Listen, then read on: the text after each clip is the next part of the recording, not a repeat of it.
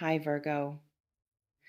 There's a convergence point approaching in your timeline, and what's gathering at that intersection carries the weight of everything you've been building toward without knowing you were building. I'm not talking about another chapter. I'm not talking about incremental progression. I'm talking about culmination. The kind of moment where multiple threads that have been running parallel suddenly weave themselves into something you can finally hold, something you can finally name.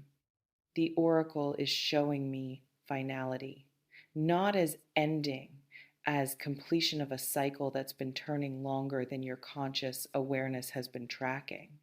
You were guided to this transmission because there's a frequency in your field that recognizes itself in these words. The architecture of synchronicity doesn't deliver messages to the unprepared. You're here because some part of you, deeper than thought, older than this version of yourself, knows what I'm about to reveal. Ground into your body right now.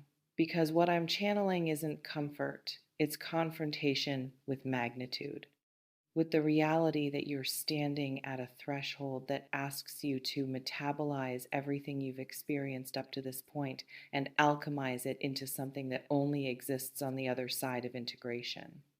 The cards are revealing culmination energy, not the artificial kind that gets manufactured for the sake of narrative satisfaction.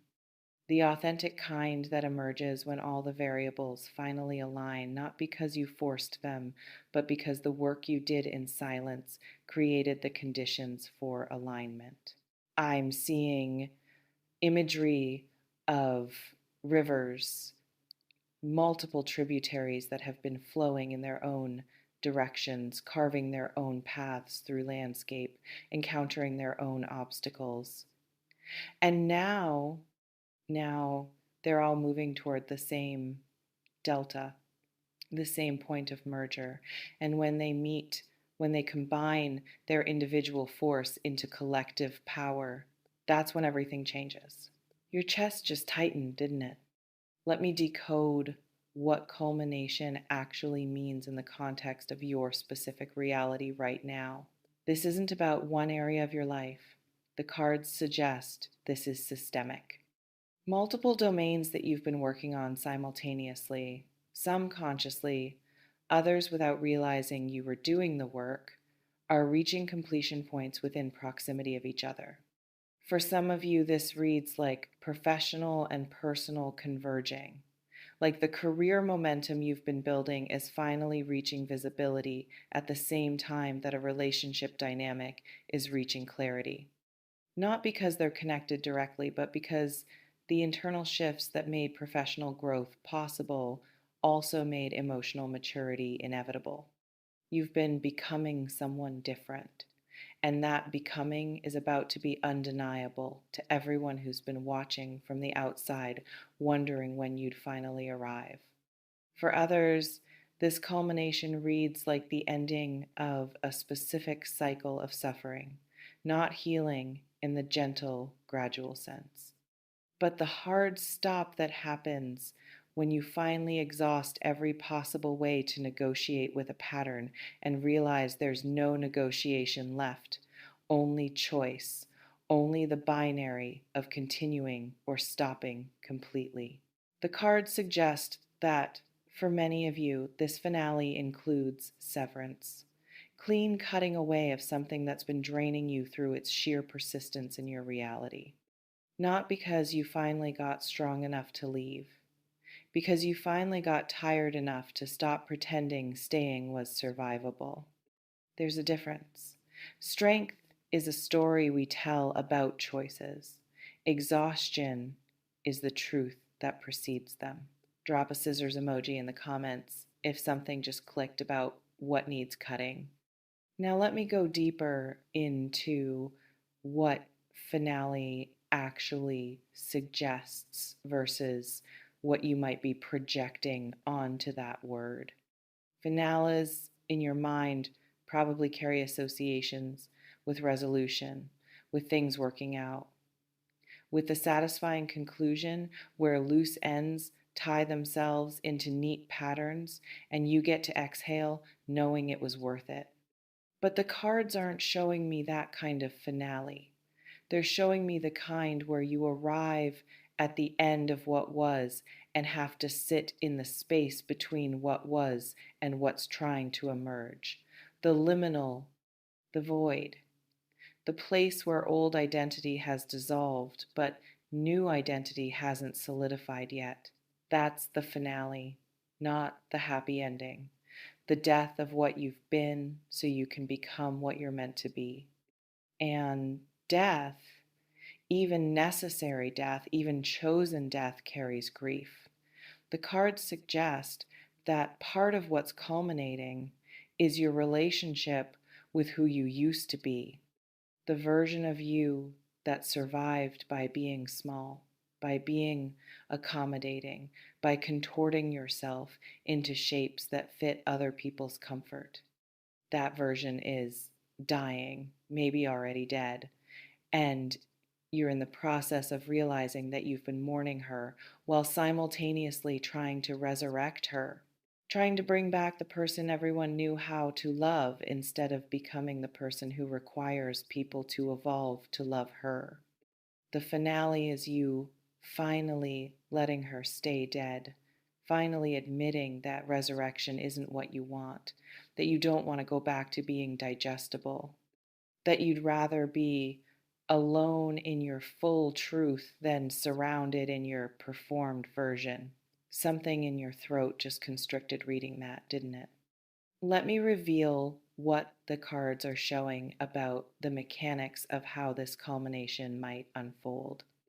There's no single event, no dramatic moment where everything shifts simultaneously and you get to point to that moment as the before and after marker. Instead, there's a series of small confirmations, things clicking into place so subtly that you almost miss them until you look back and realize that the landscape around you has completely reorganized itself.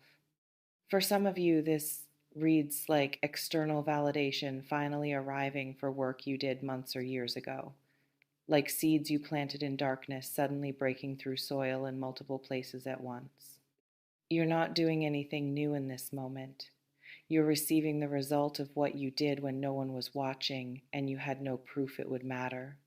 That validation might come as opportunity, as recognition, as someone with influence finally seeing what you've been building and deciding to amplify it.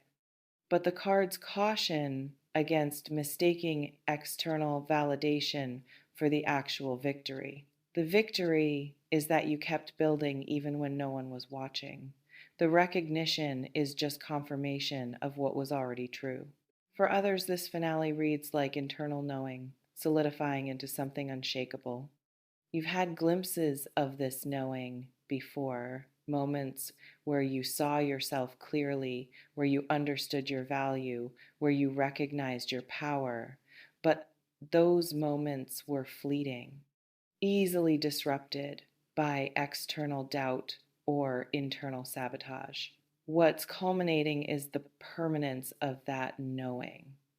The cards suggest you're reaching a point where self doubt can still visit, but it can't move in anymore.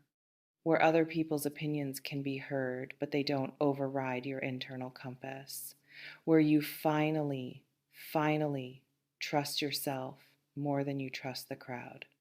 That's the finale, not the world changing, you changing in ways that make the world reorganize itself around the new frequency you're broadcasting. Tell me in the comments if your body just recognized something it's been trying to tell you for weeks. Now, let me address what the shadow of culmination looks like, because finales always carry shadow. There's a pattern the cards are revealing that I need to name directly. The closer you get to breakthrough, the louder the resistance becomes. Not external resistance, though that might intensify too. Internal resistance. The part of you that's terrified of actually arriving, because arriving means You can't use someday as a shield anymore. You can't hide behind preparation, behind not being ready, behind needing more time to figure things out. Arriving means you have to be the person who has what you said you wanted, and that person has responsibilities the current version of you doesn't have. That person can't make the same excuses. That person can't stay small to keep others comfortable. The cards suggest that for some of you, the biggest obstacle to this finale isn't external circumstance. It's your own addiction to the familiar suffering of almost but not quite, to the safety of perpetual striving without ever having to face what it means to actually possess. So, part of what's culminating is that addiction breaking, not gently, through you finally exhausting your own patience with your own patterns, through you getting more disgusted with your stalling than you are afraid of your success. And that disgust, that's the fuel. That's what finally moves you through the threshold you've been hovering at for months. The cards are also revealing another shadow. The people who've been comfortable with you at your current level are not going to be comfortable with you at your next level. This finale includes loss, not dramatic severing necessarily, but the quiet dissolving of connections that were built on a version of you that no longer exists. People who related to your struggle won't know how to relate to your sovereignty. People who bonded with you over shared wounds won't know what to do when you're no longer bleeding in the same ways. And you're going to have to let them go, not with malice, not with judgment, but with the clear understanding that growing means outgrowing. That evolution means leaving some people at the altitude where you met them while you continue climbing. That's part of the finale, too. The recognition that not everyone gets to come with you. And that's not cruelty, that's ecology. That's the natural order of things. Your jaw just clenched, didn't it? That's the part of you that wants to argue, that wants to believe you can bring everyone, that wants to stay connected to every person who's ever mattered. But the cards don't show that as possible. They show you having to choose between staying accessible to the old connections and becoming available to the new altitude. You can't do both. The frequency is different. The requirements are different. The version of you that exists at the next level isn't compatible with the dynamics you've been maintaining at this one. So the finale includes grief, real grief, for people you love who can't meet you where you're going, for parts of yourself that have to die so the new version can breathe, for the comfort of the familiar, even when the familiar was slowly killing you. Let me reveal what the cards suggest about timing, keeping in mind that cards don't predict the way clocks measure. There's an acceleration in your field. The energy that's been building isn't building linearly anymore. It's compounding, which means what felt like slow progress for months might suddenly feel like everything happening at once. The cards suggest that this culmination energy is already active, not coming, active. You're in it right now. You might not see it yet because you're still orienting to the old pace, the old patterns. But if you pause and actually feel into your reality, you'll notice things are already different. Conversations are landing differently. Opportunities are presenting differently. Your tolerance for bullshit has shifted.